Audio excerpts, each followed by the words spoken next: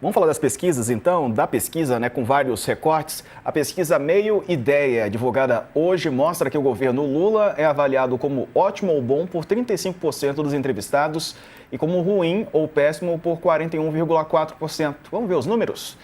A gente vai dar uma olhada aqui no gráfico. Então, ótimo para 15%, bom 20%, regular para 20,5%. Ruim, 18,6% e péssimo, 22,8%. Não sabem, 3,2% dos entrevistados. O Maurício vai chegar aí ele vai dar aula pra gente, mas acho que a gente já pode... É ritmo de eleição, né, gente? Esse é o ano, então vamos começar. Ótimo e bom juntos, você soma, você tem 35%. Quando você dá uma olhada no ruim péssimo, você vai chegar num número praticamente igual. Qual é o desafio da campanha? Regular, É esse regular, né? Quando você fala com os marqueteiros, os publicitários, a disputa da reeleição é mover quem está avaliando o governo como mais ou menos, qualquer governo, né? Sim. É sempre aqui que você busca para pender para cá. Exatamente. Esse eleitorado aqui se você chega, você tem um núcleo duro, né? Do que o anti-Lula representa, né? E aí, quando você for olhar o desempenho dos candidatos todos, seja Flávio, seja Michele, seja Tarcísio, eles vão figurar algo em torno, para um pouco mais ou para um pouco menos, desses 35%. O desafio está aí em trazer esse eleitor sem paixão, né? Não é alguém que fala, nossa, esse governo Lula está maravilhoso, e também não é alguém que olha e fala, esse governo é uma verdadeira porcaria.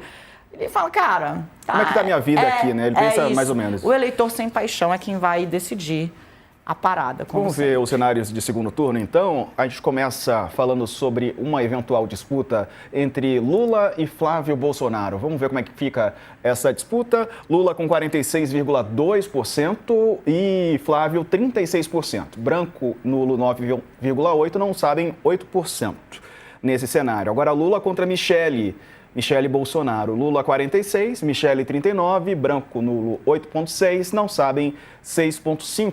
Lula contra Tarcísio de Freitas, Lula 44,4%, Tarcísio 42,1%, branco, nulo 7,2%, não sabem 6,4%. Eles estão tecnicamente empatados porque a margem de erro é de 2,2 pontos percentuais para mais ou para menos. Temos convidado nos aguardando. Dani, pode chamar. Ele vem para cá, o dono, fundador do Instituto Ideia, um dos maiores pesquiseiros. Pode chamar assim, Maurício Moura?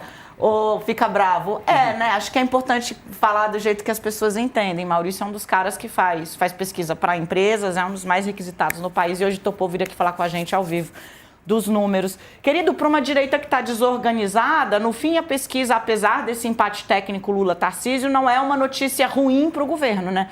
A desorganização, nesse caso, está dando para o Lula um tempo a mais para tentar atacar vetores que a própria pesquisa na íntegra mostra, né? Segurança pública e uma leitura da economia que a população não está fazendo a mesma que o governo. Obrigada, bem-vindo. Daniela, obrigado pelo convite, obrigado a todos aí no UOL, é um prazer estar aqui falando com você, te vendo aí brilhar aí no UOL também. Na verdade, assim, eu queria deixar um ponto claro da pesquisa, que na verdade é uma análise central que eu faço. Essa é uma eleição de reeleição, né? Então, o presidente Lula é o protagonista dessa eleição, assim como todo presidente que está em reeleição. E o eleitor ele vai ser convidado a responder uma pergunta central, que é se o Lula merece continuar mais 4 anos, né? E essa, para mim, sempre foi um indicador muito forte de reeleição, né? Só para você ter uma ideia, Dani, na véspera do segundo turno de 22, eu tinha 2 perguntas que eu fazia, né, no sábado antes do segundo turno. Uma era se o Bolsonaro mereceu ou não continuar, porque ele era o presidente, e outra era a intenção de voto Lula e Bolsonaro. A intenção de voto estava dando 52-48 para o Lula e o não merece continuar do Bolsonaro estava 51, merece continuar 49, que foi o resultado da eleição. E hoje a gente tem um cenário de empate técnico e estatístico entre mais ou menos 50% dos eleitores dizem que o Lula não merece continuar e 47% dizem que ele merece continuar. Essa é a pergunta crucial e tem uma correlação enorme, praticamente idêntica a quem aprova o governo e desaprova o governo. Tem 50% que reprova o governo, 47% que aprova o governo. Aí tem uma notícia boa e uma notícia ruim para o governo, e aí, obviamente, o contrário para a oposição. A notícia boa para o Lula é que, historicamente, Dani, os presidentes em reeleição no Brasil costumam melhorar a sua aprovação durante o ano de reeleição. Aconteceu com todos que concorreram à reeleição desde o fim da ditadura, inclusive com o Bolsonaro, que perdeu a reeleição, mas melhorou durante o ano de eleição. Então, é bem provável e possível que a avaliação e a aprovação do presidente melhore, justamente ocupando o espaço que vocês escreveram aí, que são os eleitores que avaliam o governo de maneira regular. Eles costumam, no ano de reeleição, migrar para um sentimento de aprovação. Agora, a má notícia é que a gente vive um sentimento de opinião pública muito cristalizado nesse momento e que a margem de melhora do presidente Lula, provavelmente ela vai ser muito pequena. Os meus cálculos, e aí essa pesquisa de alguma maneira ela explicita isso quando ela divide isso que o aprovam e não aprovam, merece continuar ou não merece continuar, é que essa eleição deve ser resolvida na casa de 3% dos eleitores. A gente está falando de 5 milhões de eleitores que vão decidir a eleição. E aí, respondendo a tua pergunta de oposição, desculpa que eu fiz essa volta toda, a oposição obviamente ela já larga muito alta, né? Porque a gente tem um grau de reprovação e não merece continuar muito elevados, mas a diferença disso e de ganhar a eleição vai ser justamente a oposição conseguir apresentar uma candidatura, Dani, que eu acho que ela tem que ter um elemento fundamental, que tem que ter um argumento adicional para os eleitores do que simplesmente tirar o PT ou tirar o Lula.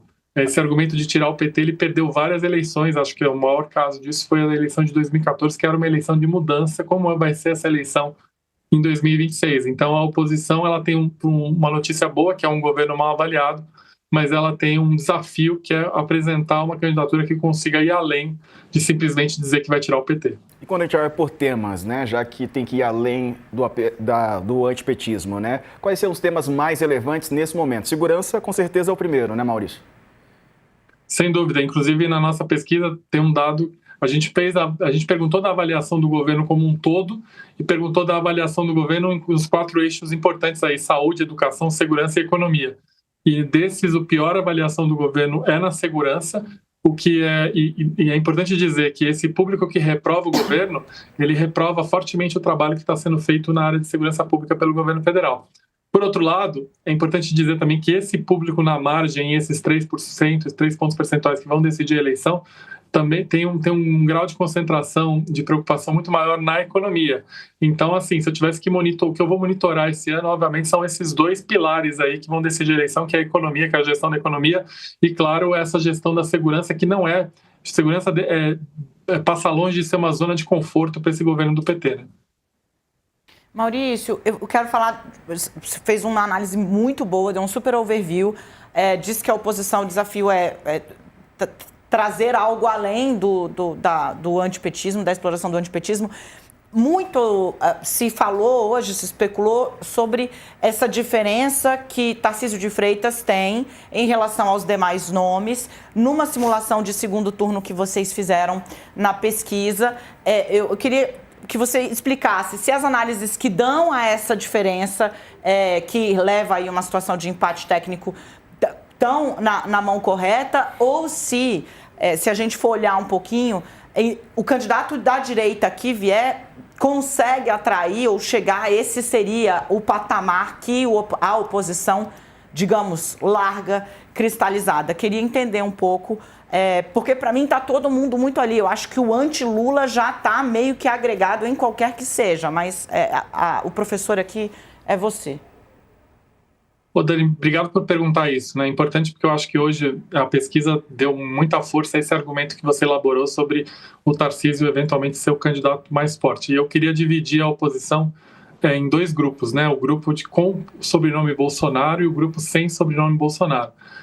O grupo de sem sobrenome Bolsonaro é basicamente composto por governadores, né? A gente tem o governador de Goiás, o governador do Paraná, o governador do Rio Grande do Sul e o governador de São Paulo. E nesse aspecto, o Tarcísio ele leva uma vantagem. Todos são desconhecidos, tá, Dani? Quando a gente olha a pesquisa espontânea de intenção de voto, que para mim a pesquisa espontânea é muito importante, porque ela dá a real dimensão do que está na cabeça das pessoas, e quando a gente olha o resultado da espontânea, tem quase 30% que não sabem falar nenhum nome, e basicamente a gente tem outros quase 45% que basicamente só falam Lula e Bolsonaro. Então, na cabeça do imaginário das pessoas hoje, o que ainda Lula e Bolsonaro é um embate mental. E então o Tarcísio tem 6% na espontânea. Então o Tarcísio, desse grupo de governadores, que são desconhecidos, vão ter que se apresentar ao público, ele é o mais, ele está no estado, obviamente, que tem uma parcela maior do eleitorado. Ele tem vantagem em relação a isso. A gente pegar o histórico de pesquisas presidenciais, os governadores de São Paulo sempre tiveram bem posicionados, né? A gente teve o Alckmin candidato, o Serra candidato. Então, ele leva essa vantagem porque ele é mais conhecido, mas ele é mais conhecido pela proporção de São Paulo no Brasil inteiro. Então, é importante ter esse aspecto, né? O que eu acredito, aí tem o outro lado, tem os candidatos com o sobrenome da família Bolsonaro. Aí sim, eles carregam o ativo, né? Tanto é que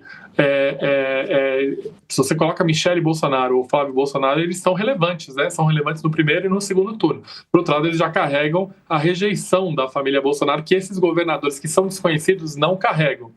Então, assim, o ponto mais relevante aqui é que a eleição ainda não está na cabeça das pessoas, a pesquisa espontânea mostra isso. E, Daniel, eu sou um pouco de fora da corrente. Eu gostaria que a gente olhasse muito mais para a espontânea ao longo do processo eleitoral, porque ela dá muito mais informação para a gente do grau de engajamento das pessoas com os candidatos. E muito importante, Daniela, o eleitor brasileiro é um dos poucos no mundo que vota de maneira espontânea. Você não vai à urna no Brasil e é apresentado e é estimulado com todas as opções. Então, a espontânea me dá muita informação. Então, do ponto de vista da espontânea, a eleição ela ainda está na cabeça das pessoas entre Lula e Bolsonaro. E o Tarcísio tem vantagem em relação aos outros candidatos, porque o fato de ser governador de São Paulo o coloca naturalmente numa situação nacionalizada, né? Ele é uma figura nacional por ser governador de São Paulo. Eu acho que o que eu achei interessante, tanto no Tarcísio, os números do Tarcísio, é que ele consegue aglutinar os eleitores bolsonaristas, que obviamente os bolsonaristas duros entre o Lula e qualquer outro vão votar nesse qualquer outro, e ele avança um pouco na direita não bolsonarista. Mas é importante também ter muita calma em relação a esses números, porque ele tem uma vantagem por ser o governador mais conhecido entre esses governadores que hoje se colocam aí como potenciais candidatos. Os nomes são apresentados, né? Na espontânea não, a gente tem aqui esse registro, né, Dani? O Maurício Moura estava explicando aqui pra gente por que ele valora tanto, né? E aí eu não preciso repisar, eu peguei a tela aqui, vamos ver se eu consigo, Maurício, consigo colocar no telão com qualidade técnica suficiente para quem está em casa, mas é interessante porque na pesquisa, na espontânea, o funcionário do Maurício vai até o eleitor e pergunta: em quem você vai votar esse ano? Não apresenta nenhuma opção. E aí a pessoa diz: fulano, eu vou votar no Maurício, eu vou votar no Diego, ou fala, eu não sei. Isso mostra, quando o Maurício chama atenção para o engajamento, é interessante. E veja, Lula é o mais citado, espontaneamente, né? Ele tá... E aí, Maurício, você que tem uma série histórica imensa na cabeça, vai fazer muito melhor do que eu essa análise. Mas quando a gente vê o presidente Lula na espontânea, larga de 32%. Ele voltou ao patamar basal mais alto do PT, pré-Lava Jato, né? No pior momento da Lava Jato, o PT desce desses 32% a 35% da sociedade, o lulismo, eu vou dizer assim, para a casa dos 20%, né? Chegou a 25%, 28%, que é o piso. Mas o Lula trouxe aí de novo 32%, né? 32%, o que é na espontânea, os dados do Maurício, e em seguida o presidente Jair Bolsonaro, mencionado por quase 10% dos eleitores, ainda preso, o que mostra um pouco, quando o Maurício fala de engajamento, é isso, né? Não importa se ele está preso. O que aconteceu com o Lula também, mas na eleição de 2018, quando ele empurra até o limite, mesmo preso em Curitiba, o registro da candidatura, a candidatura, por óbvio, é rejeitada, porque estava cumprindo prisão, e aí Fernando Haddad. Aí na sequência é o Flávio, né, com 6,6%, Tarcísio de Freitas 6,1%, Michele 3,6%. E aí depois aparecem os governadores, Ratinho Leite com 1,7%, Eduardo Leite... Ratinho Júnior. Perdão, Ratinho Júnior 1,7%, Eduardo Leite 1,5%, Ciro Gomes 1,2%, né, aparece na frente do Caiado, que tem 0,7%, Romeu Zema 0,6%, O Eduardo Bolsonaro 0,5 e o Renan Santos aparece com o MBL 0,4, exatamente. O Maurício, deixa eu te explorar por uma última questão, então, pegando... Porque ficou muito explícito para o Maurício na explicação dele, né? Para quem está acompanhando a gente analisar aqui com riqueza. Quero agradecer de novo. Fazer análise de pesquisa é muito legal. Porque essa vantagem do Tarcísio, porque é governador do maior estado e o maior colégio eleitoral do país, portanto, em São Paulo é muito conhecido, e aí dá-se exatamente porque para a pesquisa ser boa, ela vai sopesando, né, o tamanho de cada estado para na hora. Imagina se ele entrevista 100% dos eleitores em Goiás, o resultado seria outro, por óbvio, né? Então, Maurício, neste caso... Acho que a pesquisa, veja se estou equivocada, traz uma notícia bem ruim para o governador de Minas, porque Minas está entre os 3 maiores colégios eleitorais do Brasil e Romeu Zema 0,6, abaixo de governadores de estados muito menores, como Ratinho Júnior, do Paraná, Eduardo Leite, do Rio Grande do Sul e Ronaldo Caiado, de Goiás. Então, assim, há um potencial para os governadores, o problema é encontrar espaço partidário para eles, né? Eu digo Ratinho e Eduardo Leite, ambos do PSD, e Caiado hoje no União Brasil. Para Zema, para mim, parece aí entre esses, seriam a terceira via, os sem sobrenome, Bolsonaro, teria recebido a pior notícia aí, não sei, queria te ouvir. Não, sem dúvida. Inclusive, obviamente que a gente não fez esse recorte específico, mas eu tenho de outras pesquisas. O Zema, obviamente, isso também reflete um pouco a condição de aprovação que ele tem no próprio estado. Mas eu queria fazer um ponto sobre a formação dos cenários estimulados, Daniela. A gente tentou... você fez uma descrição muito interessante na introdução. Você falou o seguinte, o Tarcísio ele não vai para a eleição se for para se confrontar com um sobrenome Bolsonaro. Então, a gente fez um cenário que o Tarcísio não se confronta com o sobrenome Bolsonaro, e a gente acreditou no que o presidente do PSD, o Gilberto Kassab, também falou. Ele falou várias vezes que a primeira opção do PSD seria apoiar o Tarcísio. Se o Tarcísio não fosse candidato, eles iam ter candidato. Então, a gente fez, de uma maneira, um candidato do PSD com sobrenomes Bolsonaro e um cenário que... até a análise política acho que é mais com você do que comigo. Isso é um cenário só o Tarcísio concorrendo sem PSD e sem família Bolsonaro. Isso obviamente também ajudou na posição dele, principalmente no primeiro turno. Mas eu concordo com você, essa notícia do governador Zema é uma notícia ruim para ele.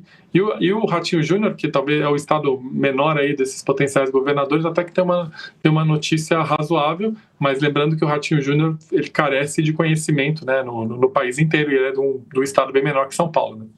Trazendo o dado aqui que o Maurício citou, né? Quando você coloca o Tarcísio de Freitas na cédula, né? E aí já é a pesquisa estimulada, naquela que você apresenta os nomes disponíveis ao eleitor e ele escolhe entre aqueles que estão em cada um dos cards, digamos assim, né? E aí você tem o Lula pontuando no primeiro turno, né, Maurício, que você destacou como sendo o patamar mais interessante para essa análise de saída. O Lula faz 40%. O Tarcísio fica bem perto dos 33% das intenções de voto. E aí, isso de novo, num cenário em que não há um Bolsonaro dividindo o campo, mas você coloca ali os outros, digamos, os que poderiam ser a terceira via. Neste cenário, então, o que o Maurício fez? Colocou Tarcísio como fiel depositário do bolsonarismo raiz, ele vai sem um confronto, e você teria os governadores na terceira via. Então, Romeu Zema e Caiado, de novo, eu acho essa pesquisa péssima para o Zema, para as pretensões presidenciais dele, porque o Caiado e ele empatam na vírgula, 5,5, e o Caiado governa um estado que vai ter 1/6, se tanto, da população mineira. De fato, aqui a gente consegue ver qual seria o ponto de partida, né, para o Tarcísio, com a boa notícia de que esses 10 pontos percentuais que estão ali na mão do Zema e do Caiado tendem mais a um nome de centro-direita do que a adesão ao Lula, né, o que colocaria os dois partindo do mesmo lugar. Eu só queria fazer um comentário sobre Minas, Dani. Minas é um fenômeno interessante, porque em 2014... a arrancada do Aécio, que eu chamo de o antipetismo de chegada que acontece no Brasil, a arrancada do Aécio na reta final, que o antipesquismo de chegada são quando os eleitores eles vão para um lado, para um candidato, como foram para o Aécio em 14, para o Bolsonaro em 18, que tem maior probabilidade de ganhar do PT. Mas a arrancada do Aécio, ela nunca aconteceu em Minas, ela aconteceu muito em São Paulo. Inclusive o Aécio, no segundo turno de 2014, perdeu em Minas. Então é muito interessante que os governadores de Minas, e no caso do Aécio, o Aécio saiu com uma avaliação, uma aprovação de governo maior do que o Zema tem hoje. Então é muito interessante esse fator que governadores de Minas têm um desconforto de ter uma intenção de voto no próprio estado. Verdade. Só comer banana com casca não tem ajudado o Romeu Zema, né, nas redes sociais. Maurício Moura, obrigado pela participação conosco. Um abraço para você, bom trabalho. Obrigado, um prazer. Obrigado, Dani. Valeu.